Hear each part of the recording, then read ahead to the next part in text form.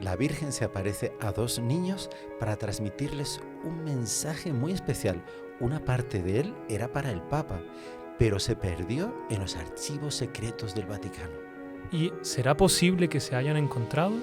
Conozca la historia del mensaje y las apariciones de la Virgen de la Salet en este podcast. No se lo pierda. Conversando con los Caballeros de la Virgen, el podcast mariano. Salve María, queridísimos seguidores. Hoy nuevamente hablando de la Santísima Virgen, de sus apariciones, de sus profecías. Hoy de una advocación tal vez que algunos no conozcan o algunos conozcan y saben que tiene misterios, tiene cosas, mensajes muy duros, muy directos, muy claros y son profecías y apariciones para nuestros días, para nosotros, para usted, para mí y para nuestro querido invitado que es el Padre Manuel. Salve María, Padre. Salve María, hermano Cristian. Salve María a todos los consagrados y todos los seguidores de los Caballeros de la Virgen. Qué alegría estar hoy una vez más hablando de nuestra Madre. Exacto, Padre. Sí. Hemos hecho una seguidilla de podcast sobre apariciones de la Virgen, de la Virgen en diferentes circunstancias. Fátima, Akita, con el hermano Francisco Tobón hicimos Nuestra Señora del Buen Suceso, Siracusa, y ahora vamos a entrar en la Salet, la Virgen de la Salet, y hay muchas otras, vamos a ir a los poquitos, como dice. Sí, la verdad es que para mí ha sido una sorpresa impresionante, porque siempre había oído hablar de esto, de aquello y tal, pero para investigar más a fondo uno encuentra cada sorpresa, pero cada tesoro maravilloso que no conocíamos. Y sobre todo la Salet, yo creo que hay mucha gente que no conoce y que hay mucha confusión sobre los hechos, etc. Exacto, Padre. Bueno, en los comentarios de los podcasts anteriores que hemos hecho de las revelaciones de la Virgen, varias personas han comentado, bueno, agradecer primero por dar a conocer este mensaje, pero primero algunas personas dicen, no, la Virgen está llorando o se ha manifestado por nuestros pecados o por nuestras faltas, por el mundo como está. También gente que dice la Virgen con su amor quiere llamarnos la atención, resaltando más el amor de la Virgen al llamarnos la atención. Otros diciendo, a veces nos creen locos porque nos creemos todas estas apariciones, que la Virgen se aparece aquí, allá y acullá. Bueno, no sé si usted puede dar una pequeña palabra al respecto de eso, Padre, para... Claro, sí, el estudiar estas apariciones o manifestaciones como Siracusa de la Virgen María no es por una cuestión de curiosidad, no es simplemente por conocer cosas extrañas o paranormales, cosas así, ¿no?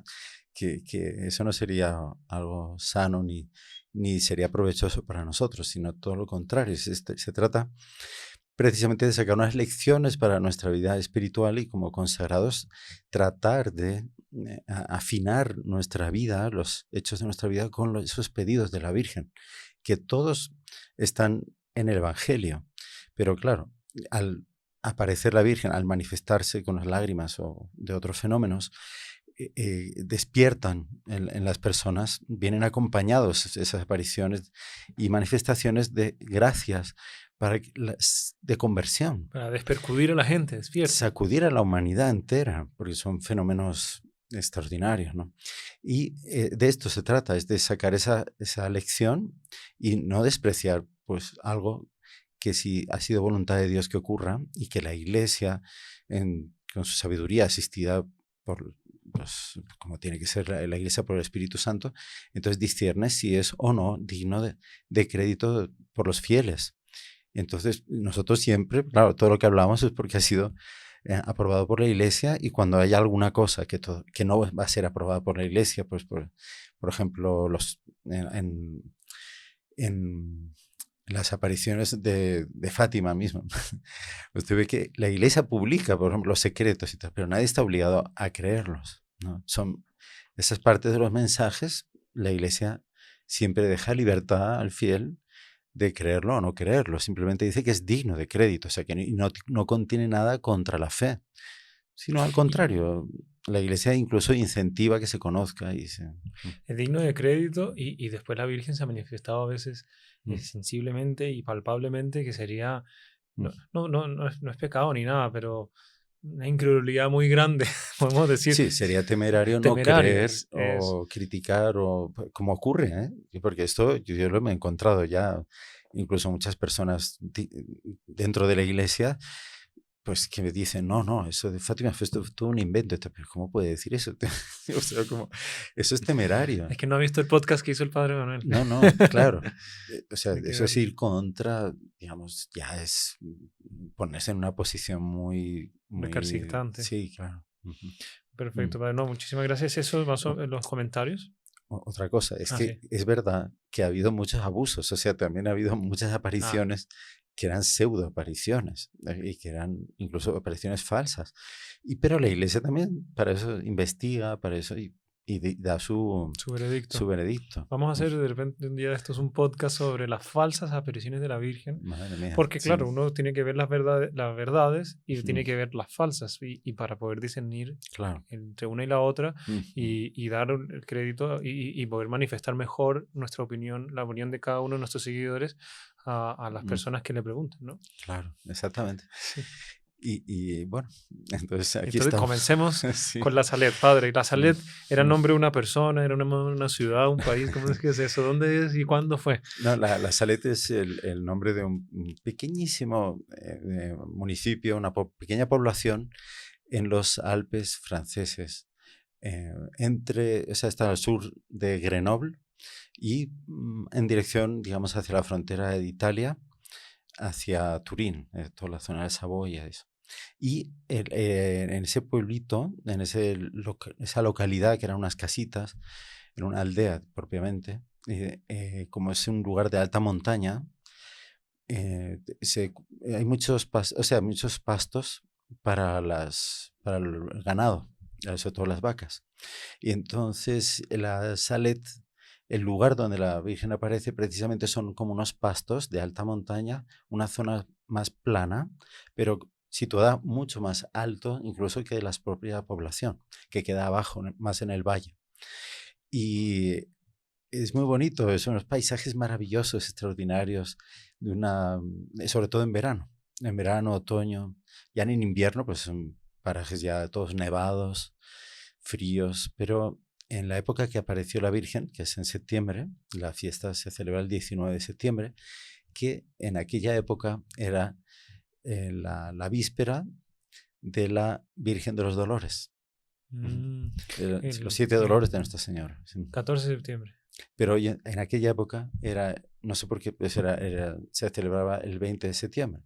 Sí. La Virgen de los Dolores ahora se celebra el 15, ¿no? Sí, el 14 es la Santa Cruz y el 15 es la Dolorosa. Bueno, y entonces el caso es que en aquella época era esto, y en ese día ocurre este fenómeno, esta cosa extraordinaria. ¿Qué año es esto, perdón? Son 12 años antes de las apariciones de Lourdes, para que las personas lo localicen un poco en el tiempo. Entonces es el 19 de septiembre de 1846. La Virgen de Lourdes aparece en 1858. Y entonces este es el lugar, ¿no?, donde ocurren las apariciones. Hay una población más grande cerca, se llama Corps, de donde eran propiamente los pastorcitos. Entonces ellos eran niños. También en pastorcitos, bueno, es como verdad, los de Fátima. Claro, es verdad, no hemos explicado eso. ¿Quiénes eran los videntes, los que tuvieron la visión de la Virgen, la aparición de ella? Eran 2 niños. La mayor, que además era la que realmente tiene más comunicación con Nuestra Señora, se llama Melania. Entonces Melania tenía casi 15 años en esa aparición. Y siempre había sido pastorcita. Siempre había llevado las vacas, siempre había vivido sola. Y como que sus papás la empleaban a unos señores que tenían vacas y ella las cuidaba. Durante el verano las llevaba a los pastos y las llevaba de noche de vuelta. Y el otro vidente era un niño de 11 años que se llamaba Maximino. Esta era la primera vez que iba a cuidar vacas. Nunca lo había hecho. Y por eso su patrón le dijo, ves con Melania, que ella ya sabe, ¿no? no te vaya a pasar algo, hagas algo con las vacas que no es lo que se debe. Empieza a torear vacas ahí. Y un niño de 11 años, imagínese él andando solo por las montañas, cuidado. Entonces es muy curioso eso, porque Melania cuenta, ¿no?, que ella tenía un carácter muy solitario, ella no gustaba de compañía porque ella pasaba el tiempo, dice, hablando con las florecitas de Dios. Y se ponía a hablar con ellas. Dice, yo Qué nunca había bonito. estado con personas, siempre había estado con los animalitos, con la naturaleza. Era un alma de una inocencia impresionante. Nunca fueron a la escuela Cándida. hasta esa época, nunca habían ido a la escuela, no sabían leer y escribir. A duras penas entendían el francés, sabían hablar el patois, que era la Igualita lengua que Santa Bernadette. sí, un poquito igual, incluso más, todavía más agrestes, Ah, que todavía. sí, todavía más de campo, más, menos civilizados porque no vivían en un pueblito grande como era Lourdes, Ah, no. Era una aldea, era una muy pobre, muy un caserío, como dice. apartado, sí, muy apartado de la civilización, digamos así. Claro. Y por eso eran muy inocentes, extremadamente inocentes. Claro, Maximino era más, como más, él cuenta, Melania, ¿no?, que cuando él le vio aparecer, que se acercaba a ella en la montaña, le dijo, ¿qué haces? Largo, fuera de aquí, no quiero estar con nadie. Y dice, no, pero mi patrón me ha dicho que venga contigo. Y todo eso, no, fuera de aquí. Y Melania se iba, ¿no? Y lo dejaba ahí, ¿no? Y Maximino no, seguía detrás de ella, ¿no? No, Ah, pero bien, pero no vamos. eran hermanos. No eran hermanos. Ah, No eran hermanos, nada que ver. Vivían en lugares distintos. ah, verdad. Entonces, Maximino iba detrás de ella y le decía, no, de verdad que me voy a portar bien.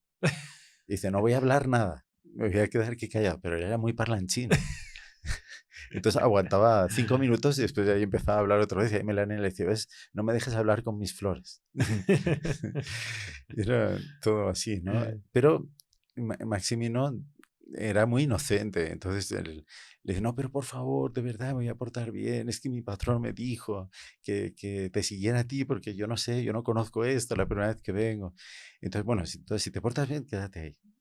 Y entonces ahí se quedó él al lado y a la estanda le dice, bueno, pero vamos a jugar.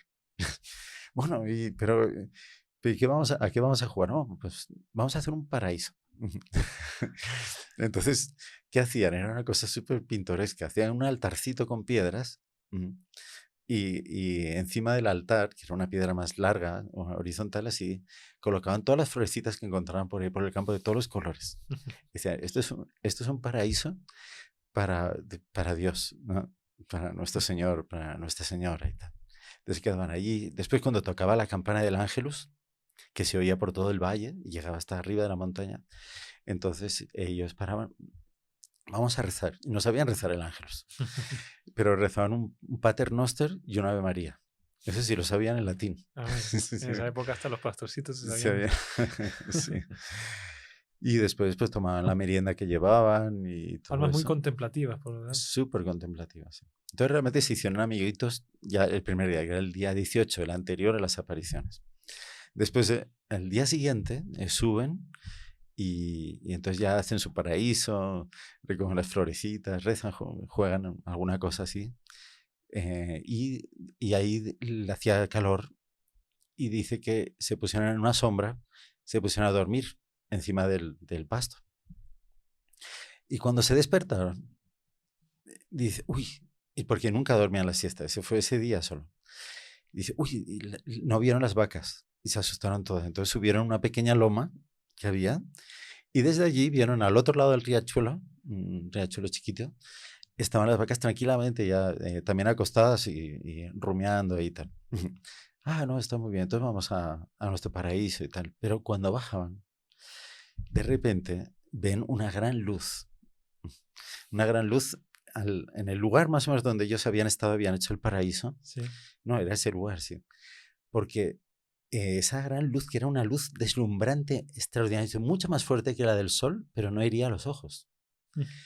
Y como que dentro de esa luz, que era como un globo de luz, se veía otra luz, que era todavía más hermosa, más bella.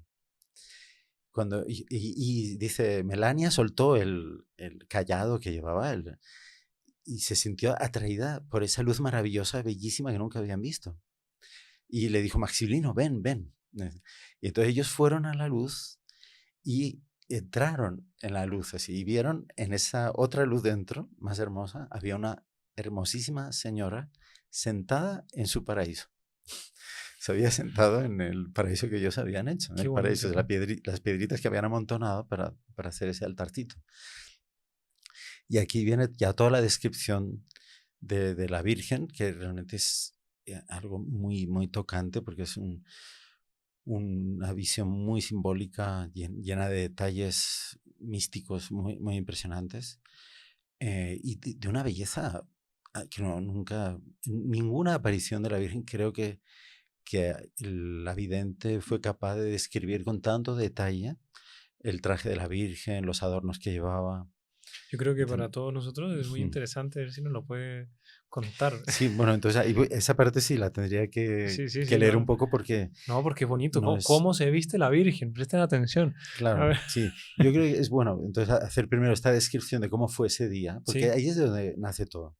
Después toda la historia posterior es muy complicada y vamos a ver lo que se ha investigado recientemente a ese respecto y se ha descubierto, porque había documentos perdidos desde hace más de 200 años. 150 150 años años.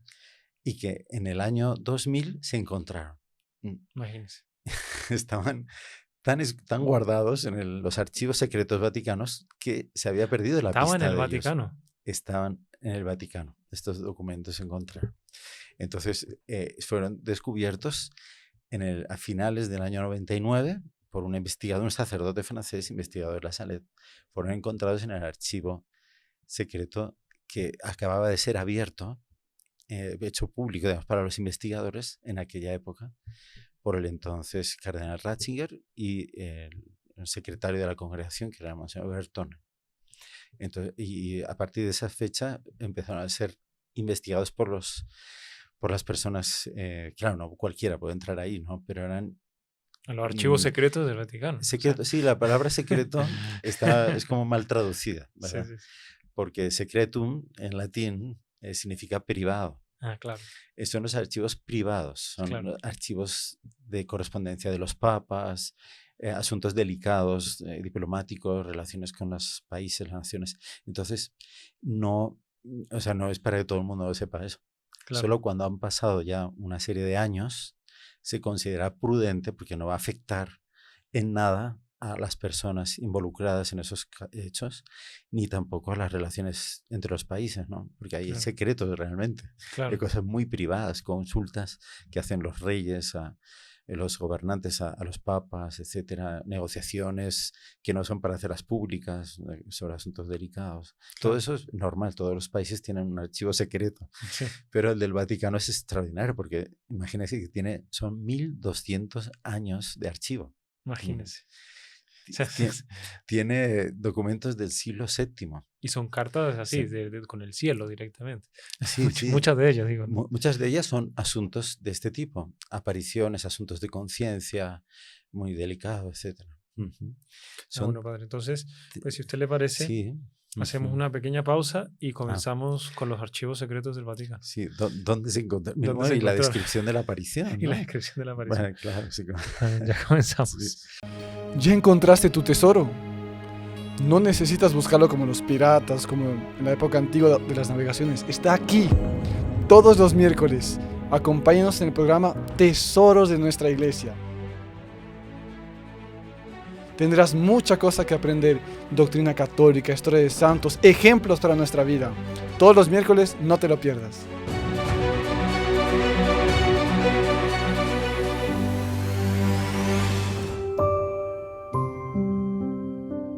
Bueno, padre, continuemos con este bello tema. Vamos ya a comenzar cómo fue realmente la aparición, la descripción de los pastorcitos, de todo este gran milagro y portento de la Virgen en aparecerse, ¿no?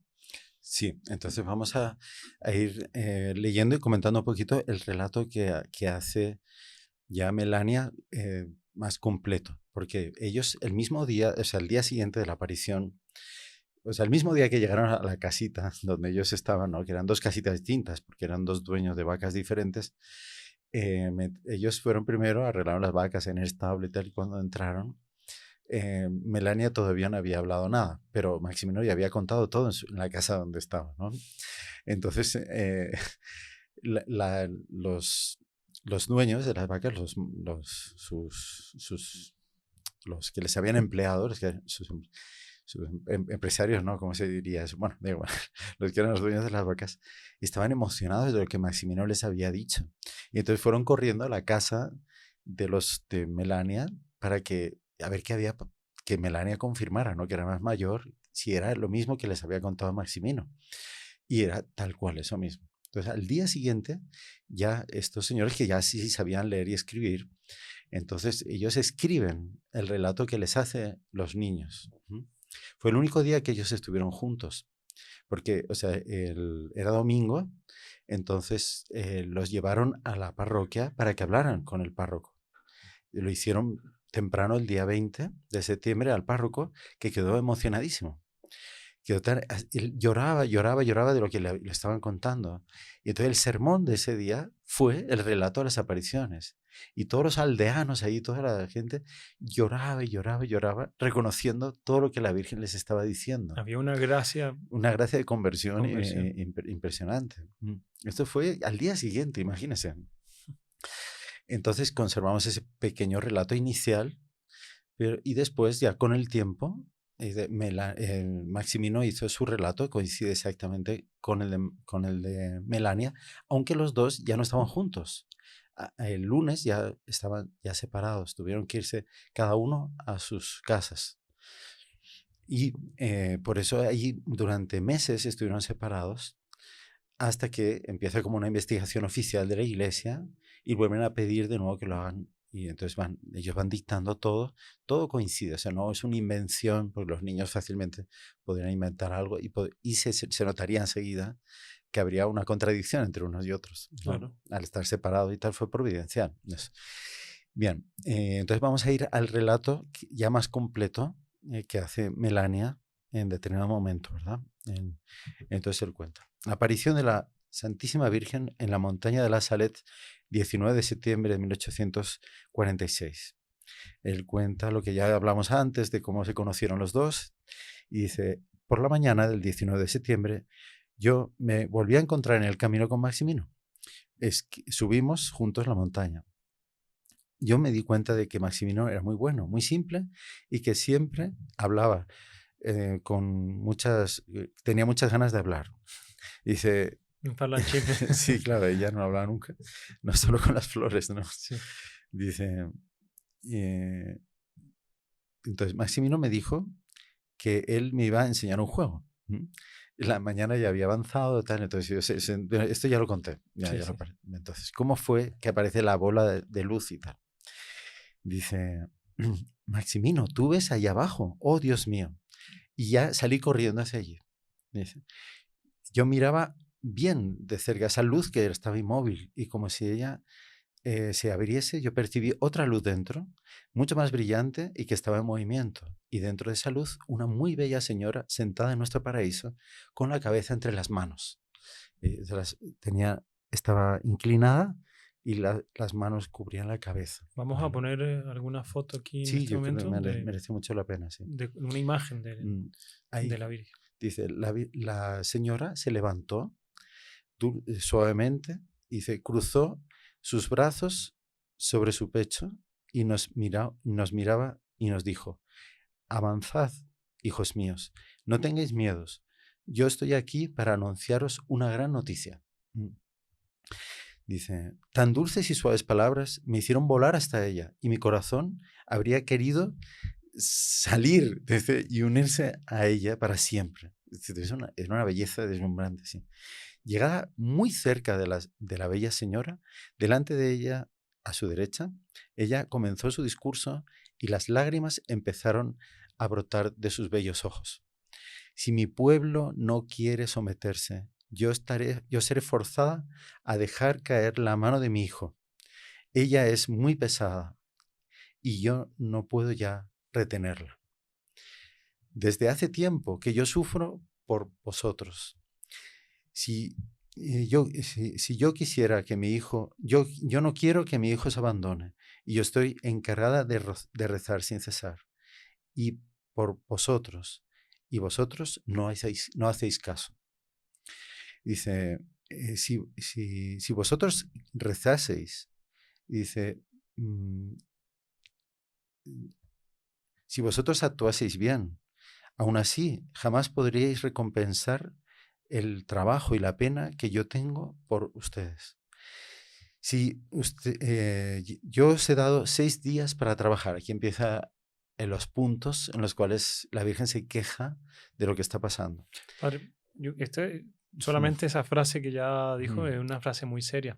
Ujú. Yo dos preguntas. Primero, si usted puede referenciar el libro, creo que no lo hemos hecho, que Sí, estamos sí. leyendo. Y Mm. después se puede como que explicar, por ejemplo, es que la mano de mi hijo es muy pesada, ¿cómo es? Sí, Y, sí, sí, y que sí. ella la está reteniendo, todo eso. Exactamente, sí. Este libro es el libro que se titula así, Descubrimiento del secreto de la Salette. En francés. Sí, es del famoso mariólogo René Laurentin, escrito junto con el descubridor de los documentos originales del secreto de la Salette, que es el padre Michel Courteville. Entonces, ellos hacen este libro para ver cómo a raíz de estos descubrimientos en los archivos secretos vaticanos se confirma el valor, la coherencia y incluso la actualidad de las apariciones de la Salette. ¿Y por qué? Porque ha habido tantas teorías extrañas alrededor de ella, en parte por culpa de no conocer los documentos originales. Eso había dado lugar a mucha especulación de cosas que no eran reales. Y después había habido muchos detractores que habían tratado de difamar la vida de los videntes, que también en estos documentos que se han encontrado, imagínense que este padre, Michel Courteville, investigó más de 10 archivos diferentes de la Iglesia en varios lugares del mundo, y sobre todo los archivos vaticanos, ¿no? Y dentro de los archivos vaticanos, el archivo secreto, uno de ellos. Y ahí donde encontró, milagrosamente, entre 33 kilómetros de estanterías, porque este legajo no estaba catalogado. Entonces no estaba. Cuando un investigador llega allí, le dice, bueno, ¿esto qué quiere? Yo quiero tal cosa. No, no existe. Eso ya, el papá del padre Michel ya había intentado investigar eso, porque él era uno de los miembros de la cátedra Jacques Maritain en Francia, un gran eh, eh, laico francés, muy conocido filósofo, etc. Y entonces hay una cátedra dedicada al estudio de la obra de él, que él se ocupó mucho de la Salette. Entonces el papá de este padre, ya a mediados del siglo pasado, ya intentó tener acceso a los archivos del Vaticano, pero fue respondido por el archivador de la época que no existía ningún documento, no se había encontrado ningún documento respecto de lo que él pedía, que eran los primeros documentos sobre la Salette que habían sido mandados al Vaticano 5 o 6 años después de las apariciones. Y después toda la correspondencia entre los obispos con el Papa, etc. Entonces, no existía. Él llegó allí, estuvo durante... ¿El papá o el hijo llegó? El hijo ya, el llegó? Sacerdote, el padre Michel Courteville, él llegó al Vaticano para hacer su tesis doctoral sobre la Salette. Y ya tenía todo el bagaje de todo lo que había investigado su papá, que él había heredado. Sí. Él más o menos en el año 2000, él ya había pasado los 40 años, o sea, era ya un intelectual ya muy bien formado. El misionero había estado en África, estuvo en América Central. Hoy en día no sé dónde está, la verdad. No he podido investigar sobre la vida de él, pero bueno, él debe estar vivo. Si no ha tenido alguna enfermedad, él está vivo. Y el padre René Laurentin sí falleció en el año 2017. Hace poco. Sí, hace poco. Él murió muy anciano. Es uno de los mayores expertos en apariciones marianas en todo el mundo. Bueno, todos los libros de él son muy reputados, son libros muy serios, muy bien documentados. No son, tiene sus opiniones personales, él lo dice, yo opino esto, pero la Iglesia es la que tiene la última palabra, claro, ¿no?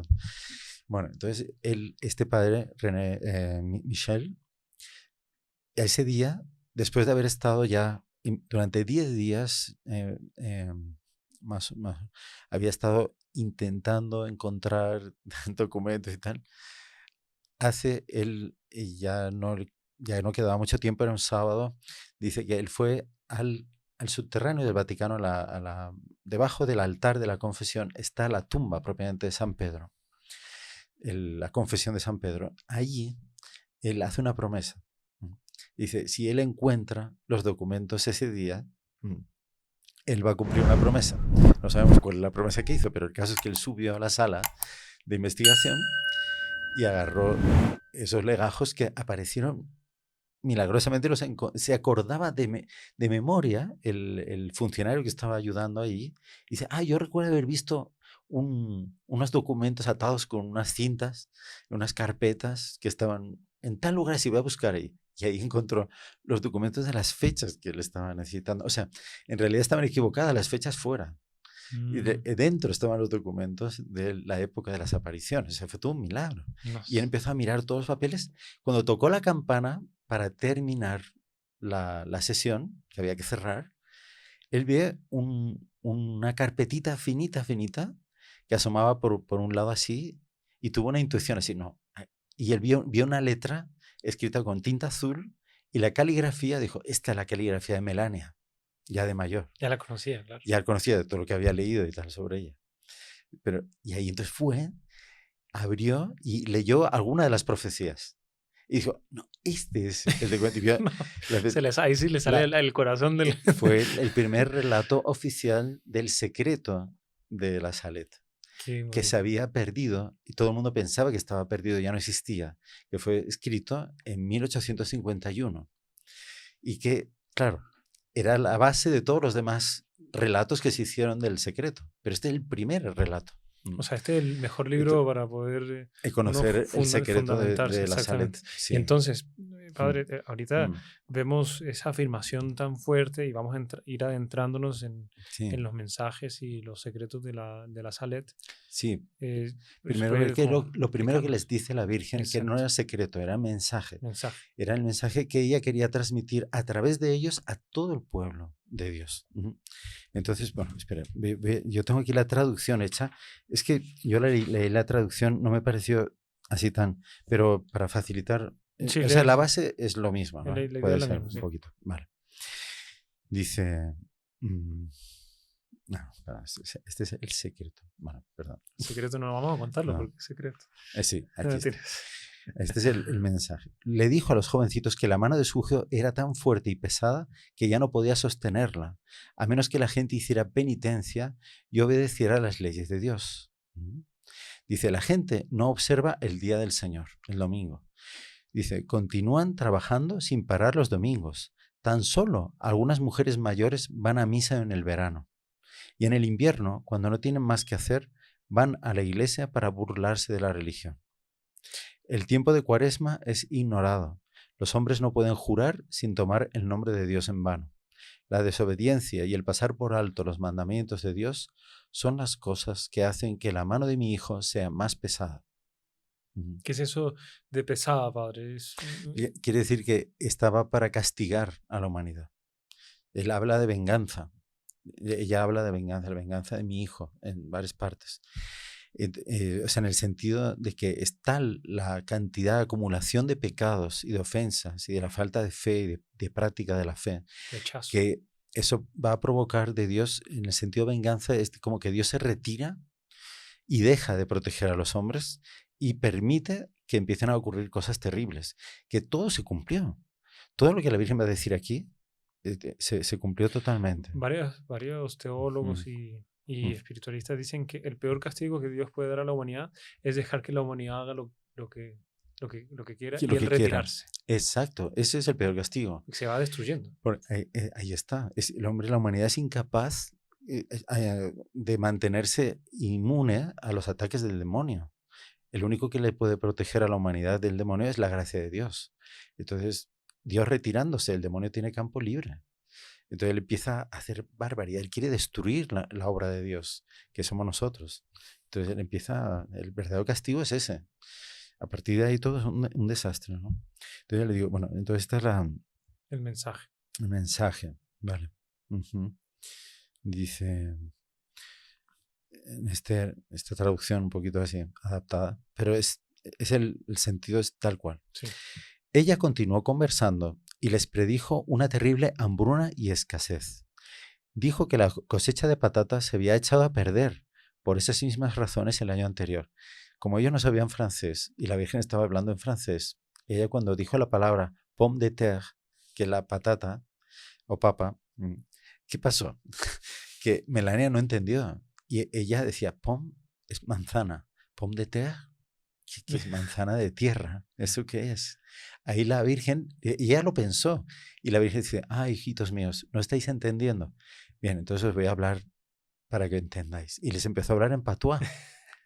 A partir de aquí, el mensaje está en patuá. Pero interesante la Sí. acción de la Virgen, porque ella Sí. siempre quiere elevarnos, ¿no? Que ella quiso, el patuá ya era como un dialecto, pero ella quería como que aprendan francés, pero como no saben, bueno, muy delicada, ¿no? Sí.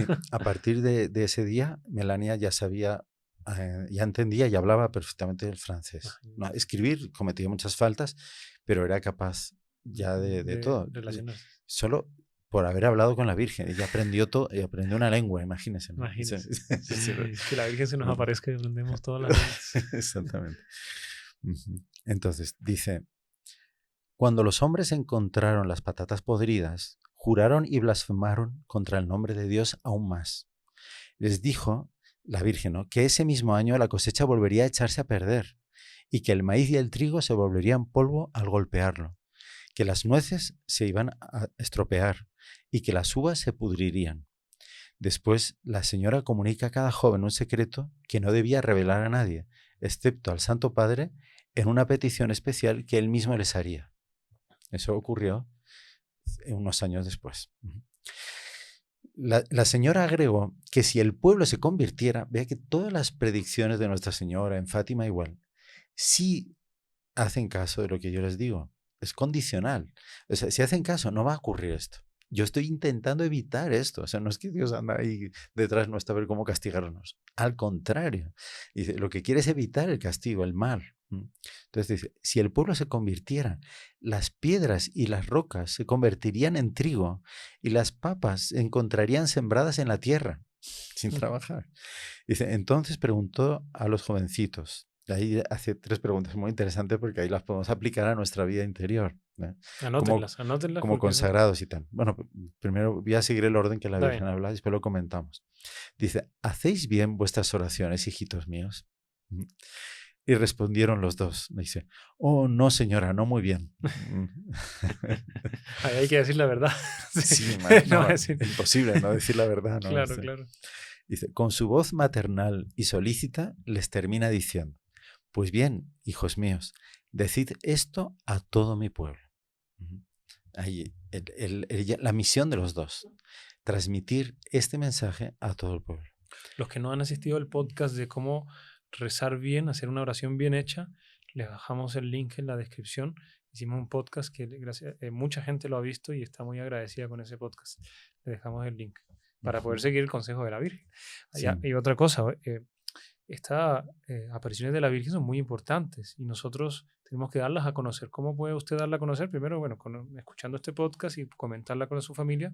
También, si no está suscrito al canal, suscríbase al canal, comparta con sus conocidos, déjele like en el video, porque eso hace que YouTube muestre a otras personas que no nos conocen o no conocen esta aparición, y por el movimiento que se genera de suscripciones, de likes y comentarios y compartidos. Entonces, sigamos con nuestro tema, padre. Sí. Entonces fíjense, ahí la Virgen les comunica el secreto, ¿vale? Y les dicen eso, que solamente cuando el Papa les pida podrán revelarlos, y si no, en 1858, que es el año de la aparición de la Virgen de Lourdes. Que bueno, también hicimos 3 podcasts sobre la Virgen de Lourdes. Sí, exactamente. En 3 partes, porque era mucho detalle. Sí. Entonces, aquí está. Aquí, yo lo había perdido. ¿Sí? ¿Dónde? Aquí. Perdón. No, tranquilo, sí. Entonces, son los 3 puntos con los cuales la Virgen les llama la atención.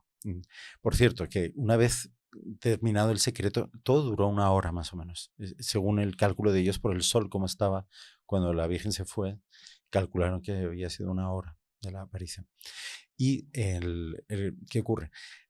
Cuando termina la aparición, después de todo el secreto, que es muy largo, ella se fue alejando.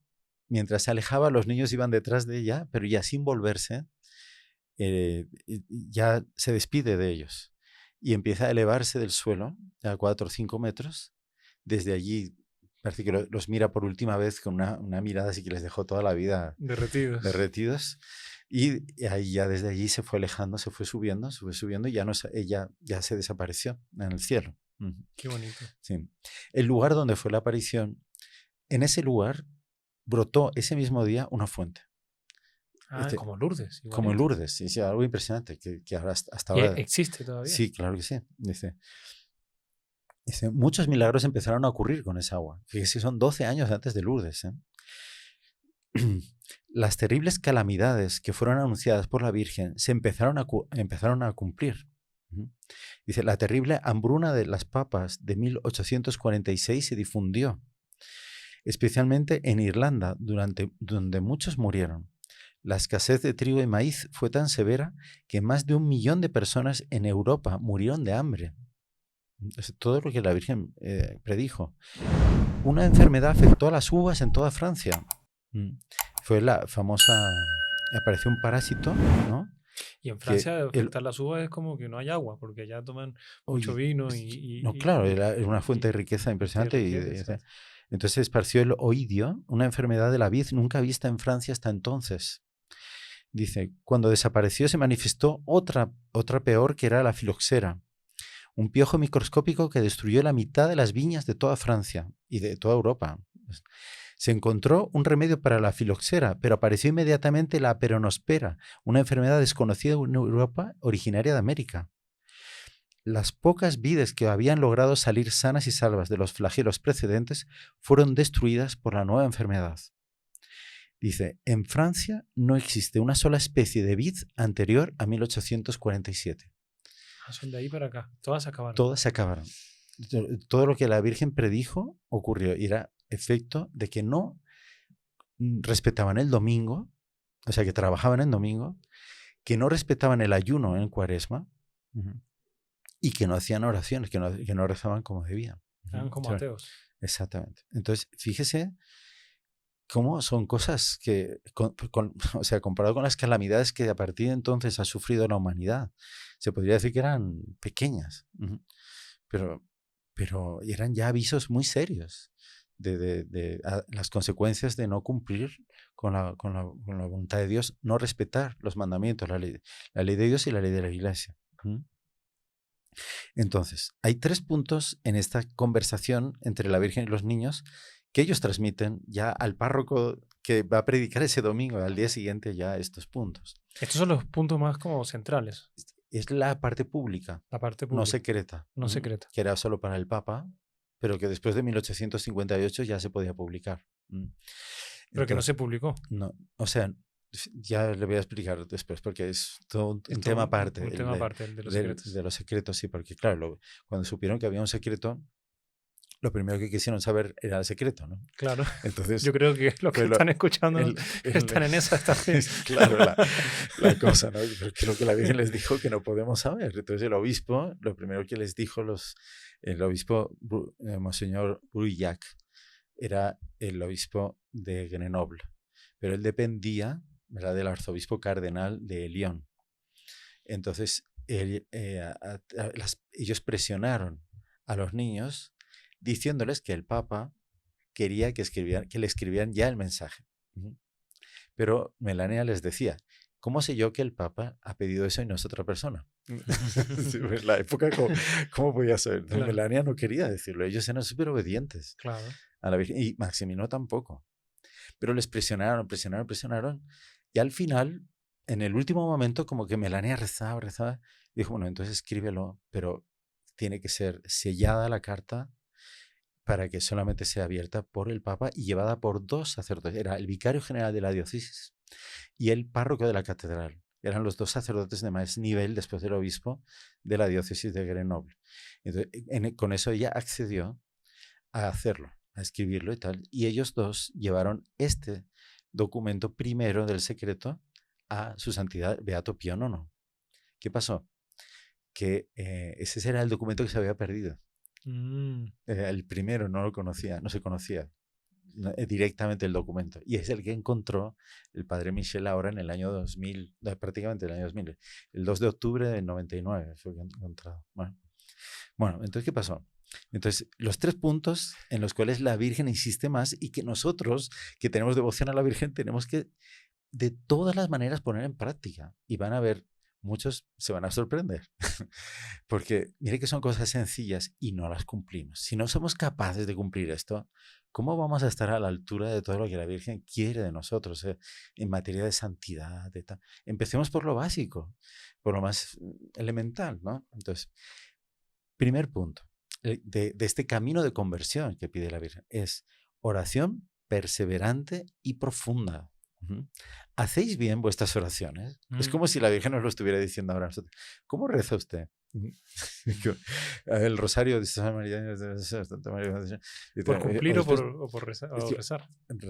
Orar de verdad, ¿no? Lo que le dice la cosa. Y ellos, los niños, dijeron con sinceridad, no muy bien, Señor. Sí. En realidad solo sabían rezar el Padre Nuestro y el Ave María. Melania pues hablaba con las florecitas de Dios, decía. Cosas hermosas, ¿no? Claro, era un tipo de oración, pero que necesitaban dar un paso. Claro, exactamente. Dice, y les dice, si no conseguís rezar más, por lo menos rezad bien un Padre Nuestro y una Ave María cada día. Eso les dice la Virgen. Por lo menos. Eso les dice la Virgen, imagínense. Entonces, nosotros que tenemos la gracia de haber podido recibir una formación más profunda que los niños, entonces podemos rezar mejor y podemos alimentar nuestra fe, ¿no? Y un poco más que un Padre Nuestro y una Ave María. No, claro, por supuesto. O sea, después la Virgen de Fátima pues insiste en que todos los días recemos el Santo Rosario. Pero aún así, si fuera solo un Padre Nuestro y una Ave María bien rezados, ya sería algo extraordinario. Bueno. Y ese es el primer punto.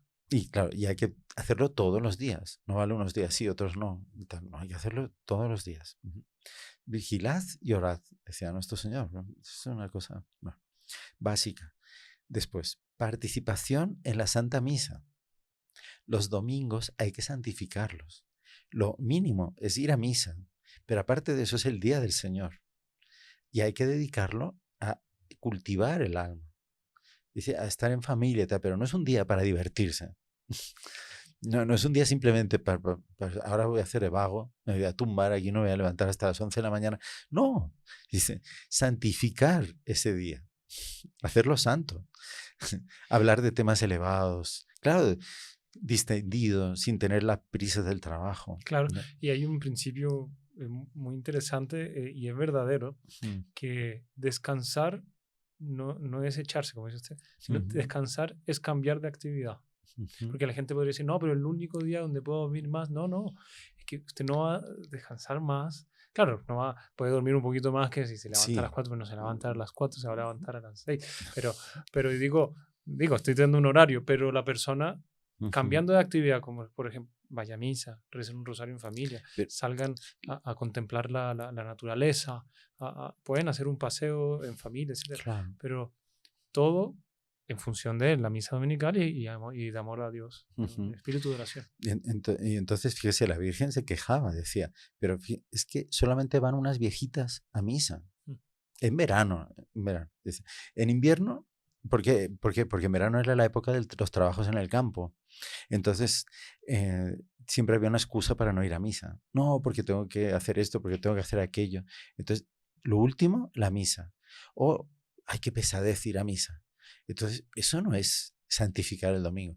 Es no entender nada de la fe. Dice, pero si yo no tengo deseo, sed de recibir la Eucaristía, de recibir la palabra de Dios, para ponerla en práctica, entonces, ¿qué clase de cristiano soy yo? Es que es terrible, pero es así. Y estamos en una decadencia tremenda. Cuando uno lee las estadísticas y dice, no, o sea, imagínese, yo que leía ahora ¿de dónde? De Europa, ¿no? En España, creo que va el 8% de la población va a misa. No, una Y vergüenza. prácticamente todo el mundo está bautizado. Claro. Entonces, ¿pero eso qué es? O sea, y todos viejitos. Entonces estamos en una decadencia de la fe terrible. Eso es lo que hace pesada la mano de nuestro Señor. Para que sintamos que hay una amenaza. O sea, esto va a traer unas consecuencias. Ya lo estamos viviendo. Exacto. Bueno, tercero. Dice, durante la Semana Santa van a la carnicería como perros, dice la Virgen. Usa esa palabra, shan, perros. Fuerte. Fuerte, fuerte. O sea, durante todos los viernes del año hay que hacer abstinencia de carne. La gente dice, bueno, si la hacen en Cuaresma es milagro. Pero en Cuaresma ya es una obligación grave. Yo he visto personas, familias, que justo el día viernes, que es el día de la abstinencia y el ayuno, se reúnen para hacer un asado y comer. No, imagínese. Porque, no sé, es el día que más el demonio dice coman, yo no sé, como claro. que le viene más la tentación. Sí, sí. Es que el demonio quiere que coman carne el viernes, porque hoy en día, ¿pero eso qué valor tiene? Eso tiene un valor inmenso, es un sacrificio. El viernes es el día que nuestro Señor murió en la cruz. Y como homenaje a ese sacrificio infinito que Él hizo por nosotros, yo no voy a comer carne. Pero es tan duro eso, ¿eh? Por eso hay pescados tan ricos. O sea, salvo una situación en la cual uno no tiene otra cosa para comer, porque puede haber lugares muy pobres, pero que tienen mucha carne. Porque hay, ¿no? Sí. En Paraguay eso ocurría mucho, ¿no? Entonces ahí la persona puede por necesidad comer carne, pero no por gusto, claro, como suele pasar. O por simplemente ni pensar en eso. No, y se desprecia el valor del sacrificio. Se nos está quitando la dignidad de cristianos, de pertenecientes al cuerpo de Cristo. Es que tenemos que sufrir con Él para la salvación de todo el mundo. Si no hacemos pequeños sacrificios como este, se hace pesada la mano del Señor. No valoramos. No, hay un desinterés. Yo ya he estado en total. ambientes católicos que estamos en ayuno y en abstinencia en ayuno. Usted no puede comer onces y un juguito y eso, no.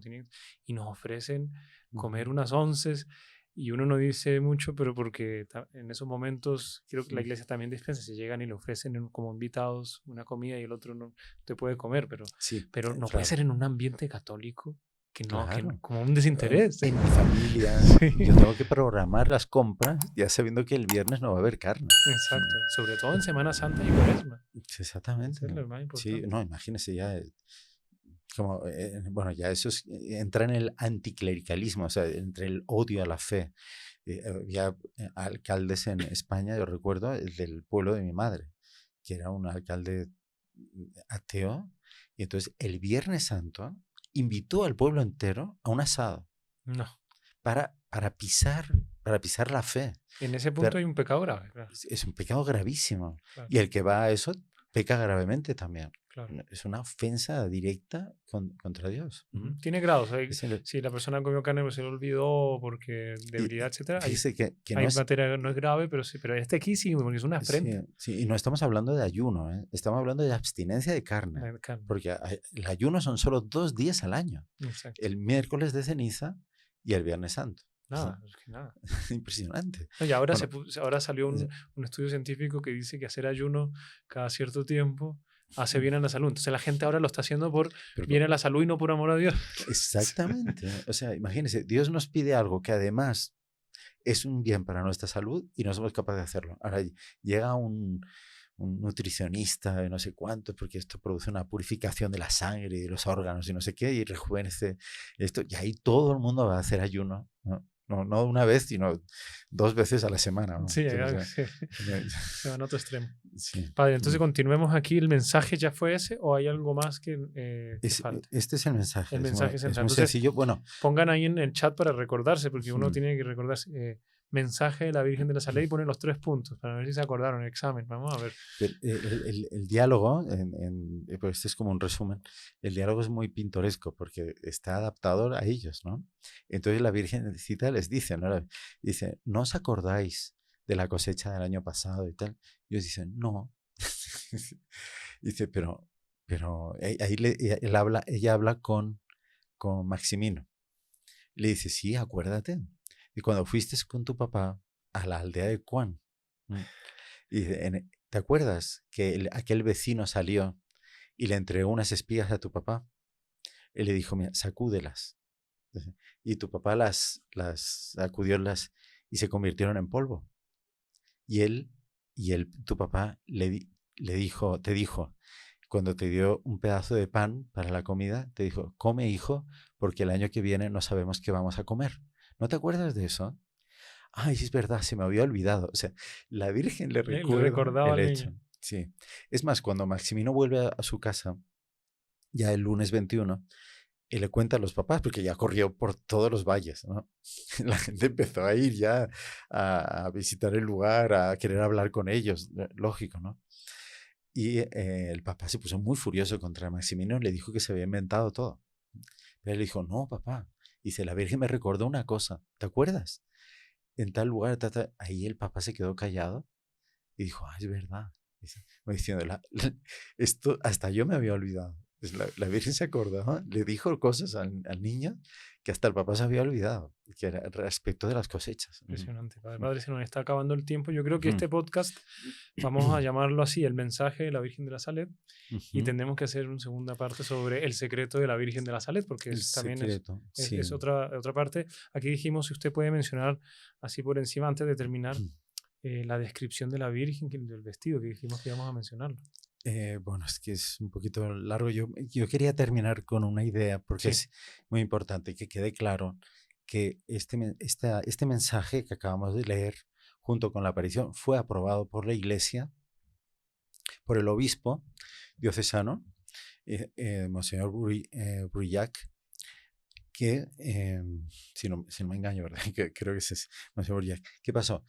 Él era sacerdote durante la Revolución Francesa en París. Y él fue un sacerdote durante el terror, que mataban a todos los sacerdotes y religiosos y religiosas. Hubo muchísimos mártires. Él era un sacerdote clandestino. Él celebraba misas escondidas por aquí y por allá. Entonces, cuando los niños escribieron el secreto que habla, por ejemplo, del incendio de París, de la destrucción de Marsella, de las grandes ciudades de Francia en aquella época. Él llora. Él llora y habla de los crímenes que se van a cometer, de la sangre que va a correr, de todo. Él llora porque ya había visto eso en París. Solo que lo que la Virgen estaba anunciando, que es parte del secreto, era muchísimo, en una escala muchísimo más grande. Un castigo terrible, una cosa tremenda, ya lo veremos. Entonces, él siente la realidad de lo que la Virgen está diciendo y la responsabilidad de la Iglesia por eso y de los fieles. Y toda esta documentación, él la manda a Roma, ya le conté, ¿no? Cuando el Papa la leyó, los enviados, que no eran dos cualquiera, ellos anotaron cuidadosamente las palabras del Papa. Y él le dijo, y yo soy el que está al mando de todo esto. Y él quedó todo pálido al leerlo, todo pálido de toda la seriedad de lo que estaba ahí revelado. Y él dio la aprobación, o sea, el Papa le dijo, esto es real, tiene que ser aprobado. No se hizo público el secreto. El secreto fue aprobado. El Papa le dio el aval al obispo para que aprobase la aparición y el mensaje. La parte secreta era para el Papa, era una parte privada, un mensaje privado para el Papa, que después se podía hacer público, pero en el momento no se hizo, pero el Papa lo acogió como verdadero. El Papa no dijo, no, esto no es para mí, no. El Papa dijo, esto es para mí, yo estoy al mando de todo esto. Y porque él habla sobre también uno de los puntos más polémicos, es cuando la Virgen se queja amargamente, pero terriblemente, de la decadencia del clero de la época. Eso es otro tema. ¿No? Otro tema. Sí. Entonces, pues dejamos, yo creo que así, padre, y quedamos con el vestido y el secreto para la segunda parte. Bueno, si quiere dar una última... del vestido, si quiere, puedo dar una... bueno, sí, por lo menos un pequeño... Una pequeña reseña porque me sí. parece bonito que la gente sepa cómo estaba. 66. Sí, por lo menos porque la completa, la descripción completa de cada detalle ocupa 4 páginas del libro o en letra pequeña. Bueno, lo tendrán que leer. Vamos Pero a buscar a ver si está en español este libro. Dice, la Santísima Virgen era grande y bien proporcionada. Parecía ser tan ligera que con un soplo se la podría mover. Dice, sin embargo, estaba inmóvil y bien parada. Su fisonomía era majestuosa, imponente, pero no imponente como lo son los señores de aquí abajo. Ella imponía un temor respetuoso y al mismo tiempo que su majestad imponía respeto, estaba tan llena de amor que ella atraía.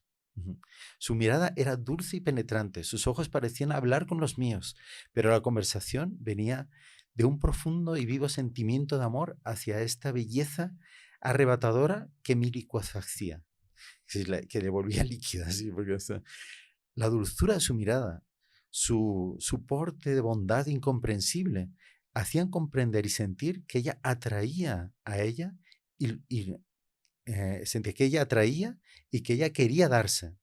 Era una expresión de amor que no puede expresarse con el lenguaje de la carne, ni con las letras del alfabeto. Los vestidos de la Santísima Virgen eran de un blanco plateado y todo brillante.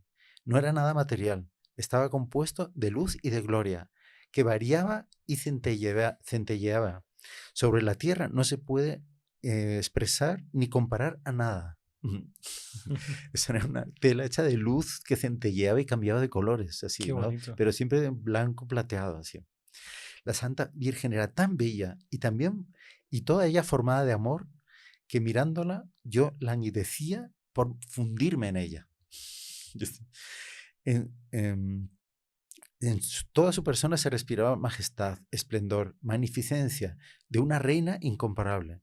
Ella parecía blanca, inmaculada, cristalina, deslumbrante, celestial, fresca, como una virgen. Ella parecía que la palabra amor se escapaba de sus labios de plata y purísimas. Ella me parecía como una buena madre, llena de bondad, de amabilidad, de amor por todos, de compasión y de misericordia. Qué belleza. No es una cosa. Su corona de rosas que ella tenía en la cabeza era tan bella y tan brillante como no se puede uno hacer idea. Las rosas eran de diversos colores que no existen en la tierra.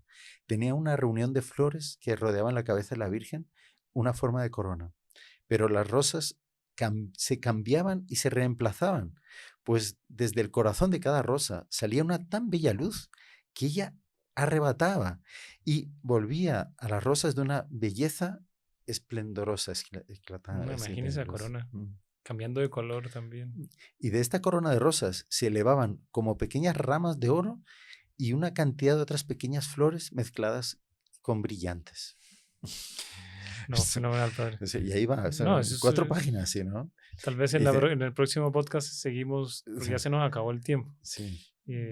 No sé, padre, quiere dar una última palabra y pues concluir con una oración y esperamos a la segunda parte de este, Sí. porque no hubo, queríamos hacerlo en un podcast, pero esto es... No, es demasiado. Es demasiado tema. Sí, entonces, claro, que darle la bendición a todos y que tengamos que sintamos que esto que ocurrió con los niños, Melania, Maximiliano, cada uno de nosotros está, si tiene buena disposición, puede relacionarse con la Santísima Virgen así, que ella elige siempre personas especialmente inocentes y tal, aunque nosotros seamos pecadores, tenemos también derecho a acercarnos a nuestra Madre y verla así, decir, Señora, sois de una majestad, una pureza, yo soy tan pecador, tan miserable, pero atraedme a ti, llevadme hacia ti, manifestadme algo de vuestra santidad, pureza, belleza, transmitirme algo a mí, para yo en esta tierra, ¿verdad? Ya empezar a tener ánimo para un día llegar hasta el cielo y poderos ver así, cara a cara. Imagínense, merece la pena, ¿no? Hacer un pequeño sacrificio aquí en la tierra, renunciar a este pecado, a aquel otro, rezar bien, santificar el domingo, exacto, cumplir con las leyes de la iglesia, el ayuno, ¿verdad? Todo eso es fundamental. Entonces, ánimo, les vamos a dar la bendición para que tengan esa fuerza en su día a día. El Señor esté con ustedes. Y con tu espíritu. Y la bendición de Dios Todopoderoso, Padre, Hijo y Espíritu Santo, descienda sobre ustedes y permanezca para siempre. Amén. Salve María. Salve María.